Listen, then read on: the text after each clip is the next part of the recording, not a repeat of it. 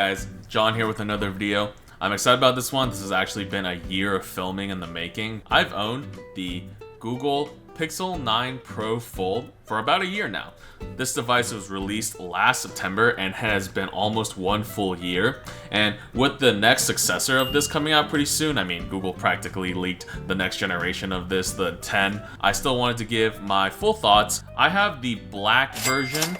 This is the unlocked from the Google store themselves that I've used on Google Fi 256GB version. It's been through a lot of ups, downs. I've had one major accident with it. I've gone through a ton of different accessories and I found some interesting, fun, niche use cases with it. I'm gonna talk about all that in this video. So let's dial back the clock back to when I first got the phone, and then I'll go through some of the months and I'll end with a final review.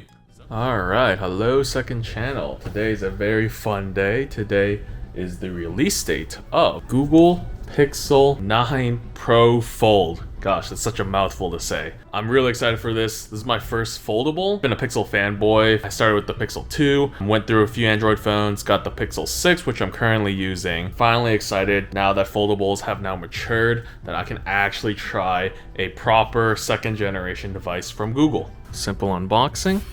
And a nice, just small little box with recyclable materials. And we open it, and there it is in all of its glory. Definitely feels like kind of like a phone tablet, a small phablet.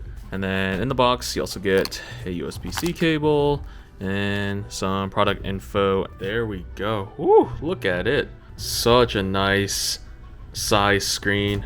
You can see me. Hello, hello. Now, I don't really like the idea of this camera bump. I like the series for the Pixels before where they just had like a camera bar, but it is what it is. It's definitely got a little bit of breaking in to do, but ooh. Now this feels just like a regular phone now, but even with a case, I would say that it's about the same level of thickness, and it's amazing. This is a foldable, and that was my old phone, but I literally get this whole screen when I open it. Oh, I'm so excited for this. Okay, so I'm a guy who likes some protection on my phone. I do have the Spigen tempered glass screen protector. This is going to protect the front. I really like Spigen. They're one of my favorite third-party brands, and their easy fit series are so easy to install. You can do it by yourself. I also have their camera lens protector. This is for the back of the Pixel Fold, for the little camera bump at the back. And there we go. I installed a screen protector on the front, and then for the back, hopefully you guys can see it, but it's more reflective. There's some camera lens protectors on the back. So this is pretty much as good of protection as I'll get for now. There is no such like screen protector for a folding phone like this because it has to fold, open, and close. All right, so now I'm gonna run through the setup. I'm gonna be transferring everything from my old Pixel 6, and pretty standard transfer, just have both phones next to each other. It took only less than 30 minutes just to transfer everything, all my settings, and I even activated my Google Fi, which I have right here, and I just transferred my number from Verizon. So all in all, everything was so seamless, and it's just so beautiful. I mean, I wish the camera could do this justice, but oh man, just seeing this with like a huge wallpaper cityscape with all your icons, just so nice. Can't wait to use this. Hey, so it's actually now almost 2025, and I've been using my Pixel 9 Pro Fold for a bit now, but one thing actually happened. So this is actually a new phone. This is my old one, and the big reason why I had to get this replaced is because of this. The inner screen, the dreaded inner screen, broke. As you can see, there's like a couple lines and then the screen's going all wonky. So what happened was I brought this a little stupidly on my part to the beach. Now I was actually being careful with it, you know. I wasn't like throwing it in the sand or anything. I was putting it in my pocket, taking it out only for selfies. But I guess something must have happened. Maybe some wind blew some sand, or maybe there was some sand in my backpack or something. But a little piece did get inside the little hinge right here. I tried to remove it as best as I could, but I already knew I had to already send it in and get a replacement. Now, luckily I did buy the insurance plan, the Google Preferred Care, because I knew if I was committing to a foldable, you have to have good warranty or insurance. I would not risk it otherwise. And admittedly, while this is a lot sooner than I expected, did not expect to replace this so soon, but luckily the Google Preferred Care includes 2 replacements in a year. And just in case you're wondering, the Google Preferred Care replacement from Assurant does actually come in a generic brown box. There's no case, no accessories, just a new complete replacement phone. And then you can return your old one in the same box. Just print out the RMA slips like I have and just drop it off. And yeah, it did cost me, so the Preferred Care plan is $15 a month for the Pixel 9 Pro Fold, and then there is another replacement fee of about $129, I believe. And personally, while I would have hoped to use the warranty for this, I felt like this is considered damages. Don't think some warranties cover that. I've heard some comments on the subreddits where, you know, they denied the claim, so I'd rather just get a new replacement, just pay the fee, and then just have a new phone, just be a bit more careful with it. So here's the new phone, and it's all good, as you can see. That is one unfortunate thing that happened. I would not recommend taking a foldable to the beach. Just don't do it, right? Like, doesn't matter if you have Google or even Samsung. I've seen some horror stories on that too. Now, the other thing I did learn was normal Pixel 9 Pro Fold case. It did get a little dinged a bit when I dropped the phone on a different accident a while back. I am looking at cases that come with a hinge protection now. Even though at first I thought I could go without it, and there were some people saying that, you know, some people go naked with this phone. Some people just put a slim case. Some people just put like a dbrand skin. I do think ultimately bulk doesn't bother me as much because I have big hands as a guy, and I'd rather have a bit more protection for this phone. Ultimately, I went with Ghostek, and they have a phone case that's called the Atomic Slim. There wasn't that many reviews on it. I did watch a couple videos and a couple of Reddit comments on it. Not sponsored, but hopefully this case will provide a bit more protection. Hey guys, John here again. So we're about at the 9-month mark with my replacement phone. It's currently early June of 2025. And while the phone has been pretty good and functional and all, I will say I'm not a huge fan of how the Ghostek case actually handled throughout the last few months. I have the phone here, and while the case has definitely helped my phone survive a couple of drops here and there and not scratch it, I will say I'm not a huge fan of what happened to the side. As you can see, it's actually like kind of like scratched and peeling off, especially on the stand. I also noticed I don't really like the evenness of the case, because if you look right there, it's not quite even or flush, and that worries me a little bit. So I'll probably retire this case, even though it's been a good few months. And yeah, this thing is just kind of a tank. It's huge. It's definitely not slim. It's also a little annoying too because of this bulge right here with the hinge, right? I'm having to find myself like hold it in weird angles. So what I have with me is actually the dbrand case for the Pixel 9 Pro Fold. This is one of the skins I got a while ago. I just haven't applied to it. And then this is finally the grip case that they've made that has finally released a couple of months ago. It did not release with the original release of the Fold. I believe they were just taking surveys just to see how much people were interested. But here you go. There is the full case on display right there. Let's compare this case with the Ghostek case. Actual hinge part, I would say, is much more softer than the Ghostek. The Ghostek is very like hard, plasticky, and it does like the snapping sound, which is a little satisfying, I'll add. This would probably be a lot more soft, so I'm gonna have to compare that. And then the kickstand itself is also more rubberized, right? So this is a little more of a hard rubber texture, and I feel like this is probably less prone to like that scratching material off. I'm looking at the back now. It looks like there is no see-through with the grip, unlike the Ghostek case, so that's kind of a bummer for me. I personally like having a see-through, especially if you're gonna sell me a skin, right? Like we have 2 skins here, and I'm not going to be able to really see it, but only on the camera bump. Kind of a disappointment in my opinion. I wish they offered one with the see-through. Alright, I'm first just going to take off my original Ghostek case. I will say it is kind of leaving a little bit of a sticky residue, so I might actually have to like try to pull it off by other means. It is now off of the Ghostek. I just cleaned the phone. It's actually good to give a cleaning to your phone every once in a while. Got all the dust and like the weird stickiness out of all sides on the phone. And then we're gonna apply this skin right here. I don't think you can actually get the skin anymore. I couldn't find it the last time I tried searching for it, but This is a cool design called blocks. You just use your microfiber cloth, give it a really good rub. They say like 10 to 15 on each side just to make sure it like conforms. All right, and voila, I have the block skin now on my Pixel 9 Pro Fold. It's looking very cool, very awesome. Sadly, most of this design is going to be blocked off by the back, but at least you'll be able to see the camera bump. I'll do the back first. This is kind of just easy. Just snap it on like so. And then for the top, there's a little 3M tape right here.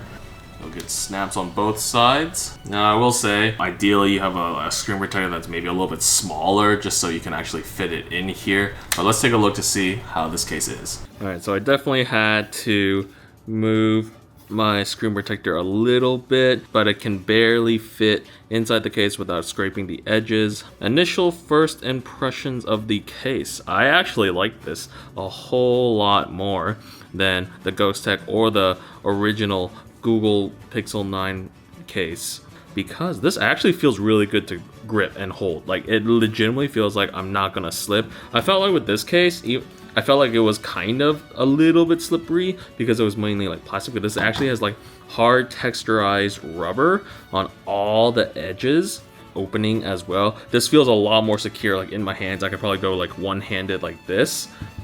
Oh, let's try the kickstand. Okay, that's so much easier to lift up. This, I actually felt like I had to like really dig into it just to like unlock it. That's really nice. And you could probably even do something like this if you wanted to.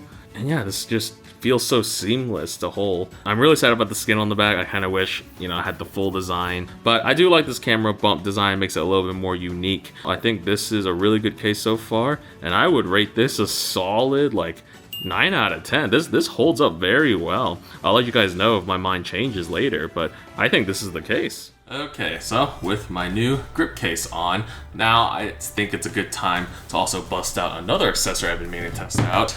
This is the 8-bit Dodo Android mobile ultimate gaming controller. I've been meaning to find like a really good gaming controller for the Pixel 9 Pro Fold because it's such a unique shape. Not everything with a USB-C will fit on it, but this actually does not use a USB-C. It uses Bluetooth and it can fit a wide variety, and I've read that this will actually fit the phone. So let's open it and let's see.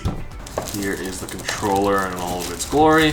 I got white model. This is what it looks like. It actually looks like a really elongated Xbox controller, and that's kind of the look I was going for. All right, so inside the rest of the box, you'll only find a manual and a USB-A to USB-C cord. There's no brick in it, but yes, it charges with USB-C on the very top. And I believe they also have, they have back buttons that you can also use to program. These might be just Hall effect sticks. To extend, you just kind of pull it. And notice how it immediately snaps back to itself. So it's on an internal spring. And let's see if my phone can fit into this. So I'm gonna do it in the horizontal strap with the case on. Yep, it fits the case and just a little bit more too, maybe like a little less than an inch more, but it's definitely protruding a little bit with the case on. But obviously this wasn't originally designed for a foldable. The real magic is when I do that, right? And now this becomes a giant, like almost iPad-like gaming device. It feels a little bit secure if you hold it with both hands. Now, if someone were to like knock the phone out that way, I can see it coming out right now, so you might want to be a little bit careful. So maybe the most optimal, I would say, is just doing it horizontal like this, and then you can flip it up in case you really need to, and it's just going to grasp onto the bottom of the skin. So let's start to pair this and see what games I can play on here. All right, I'm going to initially pair the phone. So what you're going to do is you want to hold this button to turn it on. As you can see, the white line will go on like so, and then there is a pair button right by the USB-C. So you hold that for 3 seconds to enter the pairing mode, which now it is rapidly blinking on top. And let's see if we can find it. Yep, 8-bit Dodo Ultimate MG. Alright, right out the bat, you can already just kind of like move it around like a cursor right now, and I can use A or B to go into something. So I'm curious to see if this would just work in some games right off the bat. Emulators in here, kind of like RetroArch for example, and it looks like you are able to just use it right off the bat. I actually don't have any ROMs on here because I don't really play on my phone, but it looks like you can navigate those apps just fine. Ooh, what I'm curious to test first is actually Xbox has a whole different app for cloud gaming, or more likely it's just a web browser. So I guess here is the cloud gaming one. Starting off the bat, I have played a bit of Blueprints. It's a pretty good indie game contender of the year. So let's see how this performs. All right, looking like it is recognizing my controls. Does take a little bit to load, but there it goes. All right, looking like the controls work right off the bat for Xbox Cloud. Looking like I can, yep, I'm able to pick up my coins. I'm able to select a room. Okay, so I'm glad to see this working right out the bat. Ooh, let's try Retro Classics. This is a new game by Xbox, and it's just a lot of retro classic games. Let's see how these load. Demon Attack. I've not heard of a lot of these, honestly. What is Bloody Human Freeway? All right, let's see. What is this? Oh, I see. This is like Crossy Road. All right.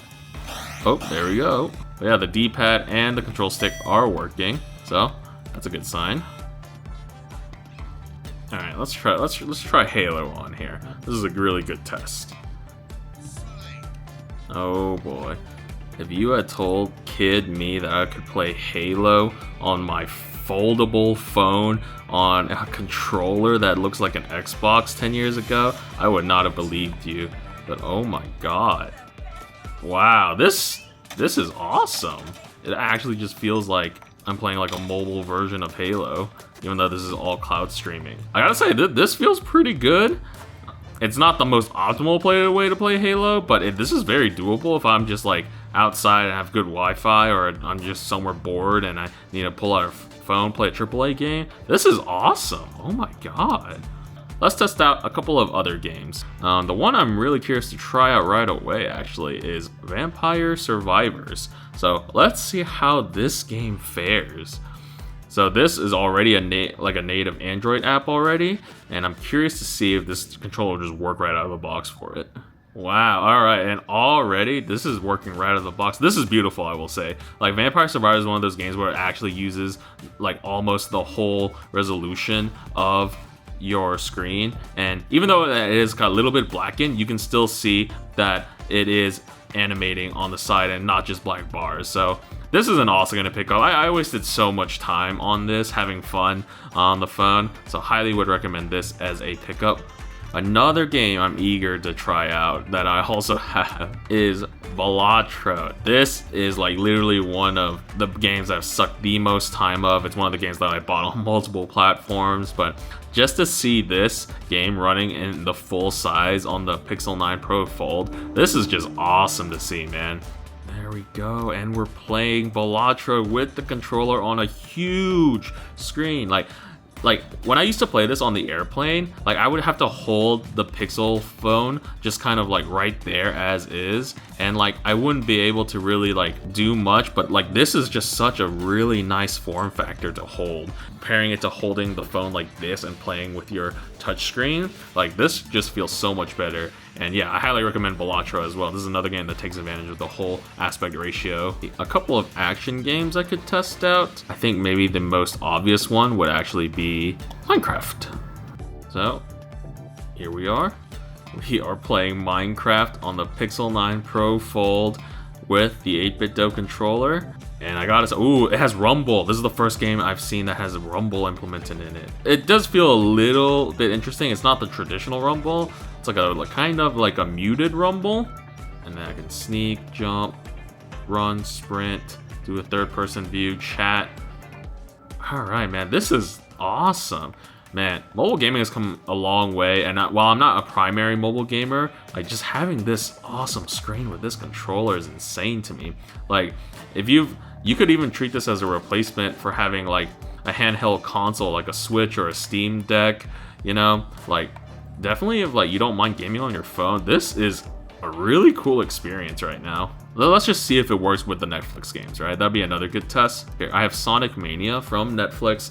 If you have a Netflix sub, apparently Netflix has been publishing games on Android that you can get for free as long as you sign in with your Netflix account. I mean, the control seems like it is working. Start button's working. All right, Green Hill Zone, let's go.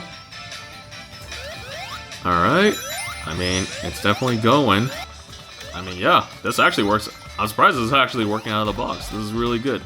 All right, so finally I have a couple of just random Sega games I have on here. I have Streets of Rage, which this could be a cool action game to show off. Although notice how the resolution is a little bit off. Usually if this happens, I usually like have to force it into like 16:9 mode. But let's play with it just to see, right? Yeah, I can't really play like this because the zoomed in mode is like way too zoomed in, and I can't like see like stuff like over here in my like side vision. If you want to just play, it is working. There we go. Alright, and that does it for the game test on the controller. I mean, I've thrown like a lot of different types of games on it, and for the most part, it recognizes a lot of them, so I'm pretty happy with this result. So I think for right now, I give this like a solid 8 out of 10. This is an awesome accessory to have, so I hope they continue to make controllers like these and continue to iterate upon them, especially for foldables as well. Alright, so we're back to the current present. I want to come to my final thoughts and conclusion. I'll start with the pros. So, number one, I do think foldables are truly a unique experience, and they'll continue to get better over time as companies continue to iterate upon them. Like, just being able to multitask with 2 different windows is so efficient for day-to-day life. Like, just be able to have like, you know, a podcast, a YouTube video on one end, and then like, you know, either Google Chrome or like Reddit or like Blue Sky, you know, some other helpful website on the other one. And then there's certain cases where I love the phone, like being able to, you know, just being able to go into this mode when I'm like just watching something, whether I'm doing chores and I want to plop this down, put on a YouTube video right there, right? Or if I'm on the airplane, right, and I pull out the tray, I can position my phone like this. I'm just kind of like reminiscent of like a DS day era. So I think for pure multitasking alone, it is enough to justify the cost of a really good foldable, in my opinion. Of course, this depends on if you're a power user or not, right? Some people have owned foldables just for the gimmick and not really a multitask user. I am a heavy power user, and I fully admit that this is amazing for someone like me. Pro number 2, I do think a game changer for mobile gamers, especially.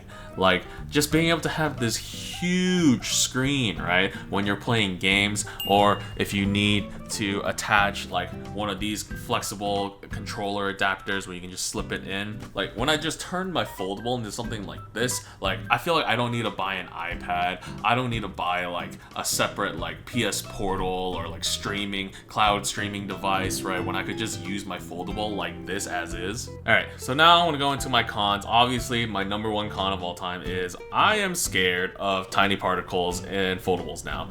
I am now fully in the camp of you need to get a case with hinge protection. If you do not get a case with hinge protection, I know there's people out there who just raw dog it or only have a skin or like one of those cases without hinge protection. And I understand, right? The qualms are valid. It's like you don't want this to turn to super bulky. Like, it's already nice enough as is. You want to show off the phone.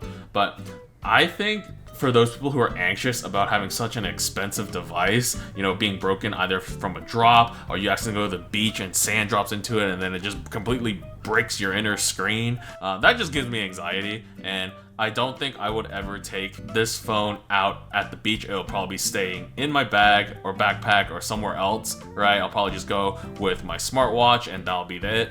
It has made me a little bit more conscious of my phones rather than a standard like brick phone, for example. Again, I still do recommend if you're on some kind of protection plan and you need to use like preferred care for anything in order to protect your phone, I do think getting it at least for the first year, and it is $15 a month, but hey, you're paying $50 a month just for the ease in case you do need to replace it. I didn't think I would need it, and hey, look, I ended up having to get a replacement for this phone. All right, and then con number 2, obviously it's expensive. You're basically paying for 2 phones. Like, there's no other way to really sugarcoat it, right? If you're going for the latest foldables, expect to pay the cost of about 2 phones. You could wait a while, right? I know that the Pixel 9 Pro Fold right now is going for about $1K to $1.2. So you could get last year's models at pretty good prices for almost the cost of a current major flagship. And finally, my last con, I do question the longevity of a lot of these devices. So, like, even with a brick phone, you know that thing's gonna work. The worst it's gonna get is probably the battery's gonna have to be replaced or the screen's gonna have to be replaced, right? With foldables, I do see myself using this until it finally ends. But how long is that, right? How many folding mechanisms can this be? I do think this will last me at least another 2 years. I don't think I'll be using this like 5-6 years down the line, right? Like, I'm someone who upgrades their phone every like 3 to 4 years, and I like doing like trade-in offers and stuff. So because I'm that type of person, I'm more willing to dive into a foldable, right? And in case I didn't like the foldable, I can jump back into a normal brick phone in the future. Or maybe I'll go into a better foldable, but I would not recommend it for like a first-time phone user. I would not recommend it for like an elderly person or someone who's like not like extremely tech savvy, right? Just get a Pixel, get an iPhone instead, right? Regular bar phone. That's kind of been my thoughts about foldables, the Pixel 9 Pro Fold in general. I think I am going to continue using this, and we'll see where the future of foldables lie. I'll probably wait a few more generations before I decide to upgrade, and we'll see what they have. Maybe they'll be the tri-folding phones that I've seen, you know, or maybe we'll have an entirely new form factor to explore. Maybe I'll just go back to a boring old brick phone. Who knows? But yeah, hopefully this experience has been helpful for you guys planning to buy the next iteration of Google Pixel foldables or whatever foldables in general. This has been my experience. If you'd like to see more of this content, please continue to like, comment, subscribe, and I'll see you guys in the next one.